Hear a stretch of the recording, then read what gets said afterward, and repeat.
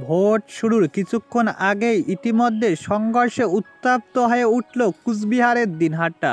তৃণমূল ও বিজেপির সংঘর্ষে আশঙ্কাজনক অবস্থায় হাসপাতালে ভর্তি একজন কর্মী। ভিডিওটি শেষ পর্যন্ত দেখুন।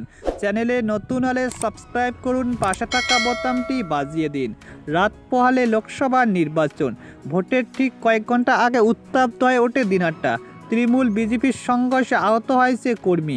আশঙ্কাজনক অবস্থায় ভর্তি করা হয় দিনহাটা মহকুমা হাসপাতালে। ঘটনায় ব্যাপক চাঞ্চল্য এলাকায়। ফাঁপান্ত শুরু হয়েছে রাজনৈতিক মহলে। সন্ধ্যায় দিনহাটা ১ নম্বর ব্লকে গোসানিমারি এলাকায় নলধান্দ্রা বুথের আজমউদ্দিন মিয়া নামে এক তৃণমূল কংগ্রেস বুথ সভাপতির বাড়ির দিকে যাচ্ছে। ওই সময় ইতিমধ্যে নির্বাচনী বুথ এজেন্ট সহ আরও কয়েকজন কর্মী, সঙ্গে ছিলেন কিছু কাগজপত্র। অভিযোগ, তারা যখন বুথ সভাপতির বাড়ির দিকে যাচ্ছে ঠিক সেই সময় আচমকা আক্রমণ করে বিজেপির দুষ্কৃতীরা।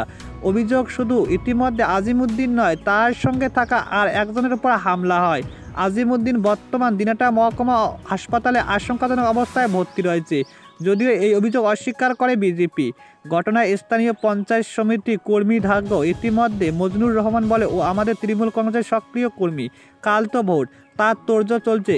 কিছু কাগজপত্র আমরা বুথ সভাপতির বাড়ির দিকে পাঠিয়েছিলাম, যাওয়ার সময় বিজেপির দুষ্কৃতী ওর উপর আক্রমণ করে।